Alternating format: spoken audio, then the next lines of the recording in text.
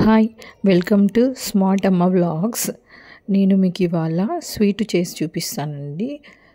First gulab jam చేసుకోవడానికి sugar 1 cup sugar 2 cups water వేసుకొని ఇలా చేసుకోవాలి.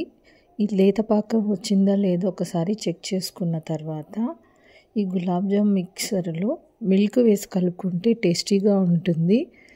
మిల్క్ వేసి ఇలా కలుపుకోండి. ఇలా కలిపి స్మాల్ బాల్స్గా చేసుకోవాలి. కొంచెం మిల్క్ వేసుకొని స్టవ్ పైన నెయ్యి వేసి కొంచెం మీడియం ఫ్లేమ్ మీద ఈ గులాబ్ జామ్ బాల్స్ని వేసి గోల్డెన్ కలర్లో వచ్చే విధంగా ఫ్రై చేసుకోవాలి. ఇలా మంచిగా ఫ్రై అయిన తర్వాత ఇలా గోల్డెన్ కలర్లో వచ్చిన బాల్స్ని షుగర్ జ్యూస్లో వేసుకోవాలి. జ్యూస్లో ఇది వేసి పెట్టాలి. Cornflour 1 spoon or 2 spoons water వేసి మంచిగా కలిపి పక్కకు పెట్టుకోవాలి.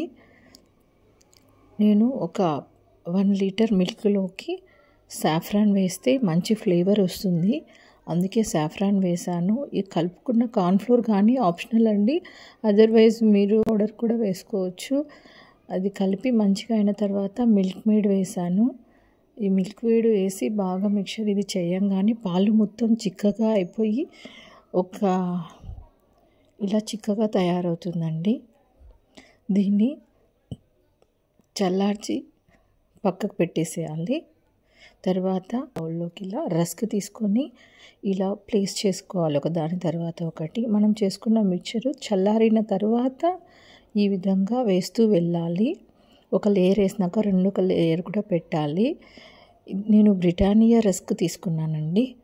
బ్రెడ్ వేస్తే చాలా మెత్తగా అయిపోతుంది, అందుకే రస్క్ అయితే కొంచెం క్రిస్పీగా మంచిగా వస్తుంది. దీన్ని రెండో లేయర్ కూడా ఇలా ఫిల్ చేసుకున్న తర్వాత అప్పటికి గులాబ్ జాములు చేసి పెట్టుకున్నటివి షుగర్ జ్యూస్లో మంచిగా అయిన తర్వాత ఇవి తీసి ఇలా పైన ప్లేస్ చేసుకోవాలి.